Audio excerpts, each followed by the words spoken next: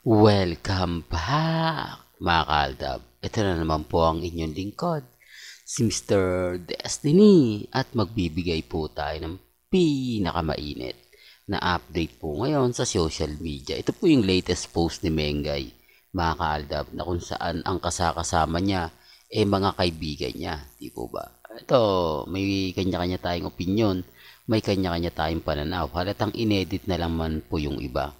Di po ba? Gaya nga po na sinabi ko, bakit nga po kaya kailangan pa po nila mag-edit?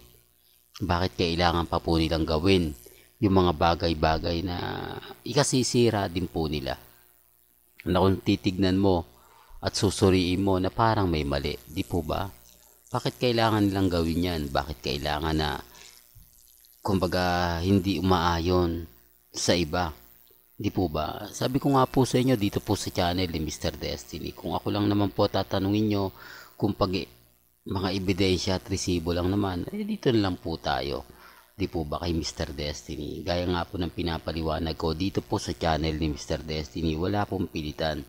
Kung ano po yung paniniwala po ninyo, ay doon na lang po tayo. Di po ba? Pero mas maganda nga po ba yung mga ganitong bagay na pinupost ko? Dito maraming magre-react na naman nito. Nako, throwback picture na naman yan, Mr. Destiny. At least post po ni Alden Richards. After hours of waiting, he's here. Ito yung lagi kong sinasabi at lagi kong pinapaliwanag. Di po ba? Sa mga ayaw pa rin maniwala, sa mga magko-comment na naman po na ganito ganyan, wala naman pong problema. Karapatan nyo po yan. Nire-respeto ko naman po at ginagalang. Pero pansin nyo po ba na mas magandang panoorin itong mga ganitong photos na kung saan totoo naman po talaga? Di po ba? Paul Carson family. Ang problema lang po talaga sa mga taong hindi naniniwala, okay lang naman po yan. Di po ba? Sino yung paniniwalaan nyo ngayon? Ng mga nag-e-edit o itong mga totoong naganap at totoong nangyari? Ito yung pagkakaiba ng kung mga sinasabi nila na sila-sila lang. Kasi eto, ano to yung, kumbaga, family bonding, pero mas marami yung mga fans. Family bonding, pero, kumbaga, sinusuportahan, di po ba, ng mga taong, alam nyo na, mga kaaldab. Sabi ko nga po sa inyo, dito pa lang sa mga photos, panalo na po tayo Alam nyo, sa totoo lang po, mga kaaldab, napakarami pong mga komento, maraming mga sinasabi, maraming mga pinapaliwanag na talaga naman pong mapapaisip naman po kayo.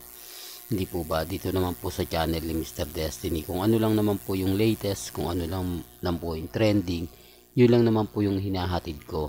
Hindi po ba? Gaya nga po na pinapaliwanag ko, mas maganda po ito tignan kesa naman po sa mga throwback picture na ipinapakita nila. Ako nagbibigay din naman po tayo ng throwback, wala naman pong problema doon, di po ba? Pero mas masaya, mas talagang, kumbaga, totoo. Di po ba? Bakit nga po ba sila hindi nagbibigay ng update?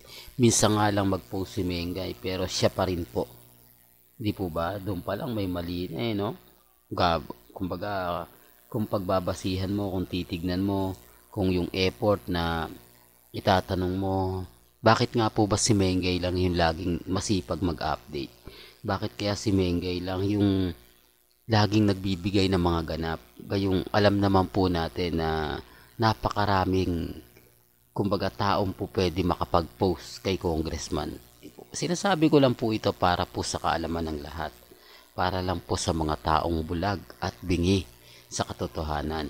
Ngayong weekend, mga kaaldab, marami na naman pong kwento, marami na naman pong sigalot. Sasabihin na naman po nila, gaya ng dati, nagdi-dinner sa labas, nagsisimba, di po ba, namamasyal. Ito, remind ko lang po sa inyo. Sa mga ganitong bagay, hindi po makakaligtas si Mengay. Kung ano man po yung mga mapapanood ninyo, makikita po ninyo sa Instagram, sa Twitter, sa Facebook.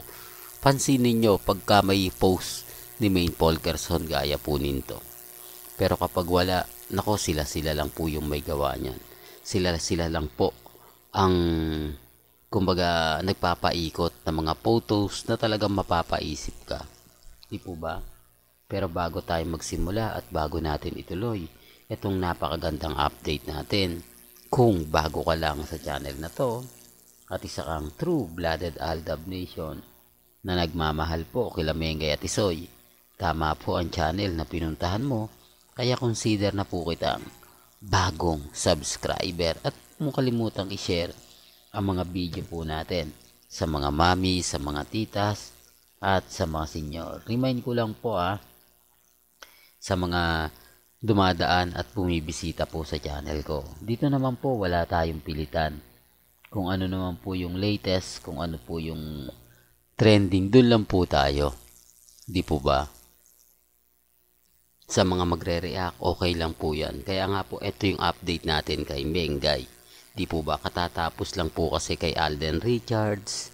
Ngayon, kay Maine Polkerson naman po tayo pumopokus. Napakarami po palang ganap o napakarami palang tao ang binisita ni Maine Polkerson. Pero pansin nyo po ba mga kaaldab na parang may mali? Di po ba? Parang bakit si Mengay lang naandyan? Bakit parang hindi buntis si Maha? Bakit masikip pa yung suot? Maraming mga katanungan mga kaaldab. Pero kaya na sinabi ko, wala pong pilitan. Depende na lang to. Pwedeng kinunan to nung kamakailan. Pwedeng nagsama-sama po sila. Di po ba? Pero ngayon lang pinost ni Maine Polkerson. Pero kaya na sinabi ko, sa channel naman po ni Mr. Destiny, kung ano lang po yung napapanood ninyo, legit po yan. Hindi naman po tayo nag-e-edit Lahat po ng mga photos na pinapakita ko about kay Alden, kay Maine, basta't galing po sa kanilang social media account, matik na yan. Di po ba? Tandaan nyo mga kaaldab na kahit ano pong gawin nilang pag-e-edit, hindi po talaga sila mas paniniwalaan. Di po ba? Mas paniniwalaan po tayo kasi yung mga panahon po nito, hindi po uso ang edit. Hindi po uso ang mga apps na pag dinownload mo, ay talagang malaki yung magbabago. Malaki yung pagkakaiba. Di po ba? Ibang-iba po yan. Pero gaya na sinabi ko mga kaaldab, si Mengay at ang buong pamilya ni Alden Richards, di po ba? Common sense na lang po. Di po ba? Kaya nga po marami pa rin sumusuporta, marami pa rin nagtatanong, ano na nga po ba nangyari Mr. Destiny? Bakit may mga ganitong bagay? May mga ganitong ganap na talagang napakasarap panoorin, napakasarap kumbaga balik-balikan kesa sa mga edited picture. Di po ba? Remind ko lang po sa mga kumakalat ngayon sa Instagram, sa Twitter, sa Facebook, wag po kayong basta-basta maniniwala. Real talk to, wag po kayong basta-basta maniniwala kasi alam naman po natin na may mga issue po na binabato sila. Issue po na sinasabi nga po nila na halatang halata naman po na sila lang po yung gumagawa. Tapos tayo po pagbibintangan. Unang-una, remind ko lang po sa inyo, hindi ko po kami naninira. Kumbaga, hindi po ako yung tipo na magpapakalat na magpapakalat. Remind ko lang po lagi. Lahat po ng mga nanonood po sa akin, simula to 2015. Lahat po yan magkakabatch po. Wala po ritong baguhan. Wala po ritong 2023 pa lang. 2020. Lahat po yan 2016, 15, 17 at 18. Lahat po yan kampante at matatag. Di po ba? Hindi ko na po hinahabol yung mga baguhan. Di po ba? Yung sinasabi nilang, naku, kumukuha ka lang ng simpatya. Wala na po akong kinukuha ng simpatya. Kasi sa totoo lang po, yung mga mamis lang naman po ang ina-updatean ko. Nagbibigay ako ng update para po sa kanila. Para po sa mga nagmamahal, walang sawang sumusuporta sa AdTap. Doon lang po. Kaya yung mga Armin at Main fanatics na sinasabi po nila, wag po kayong maniniwala. Apektado lang po sila kapag ako. Inis lang sila kapag nagbibigay tayo. Gaya nito, sasabihin naman nila, naku, kinuha mo lang yung photos na yan para may pakita ka. Totoo naman po. Aminado naman po tayo doon. Pero pansinin nyo naman po, may mga bagay-bagay na kailangan nyo rin mag-isip.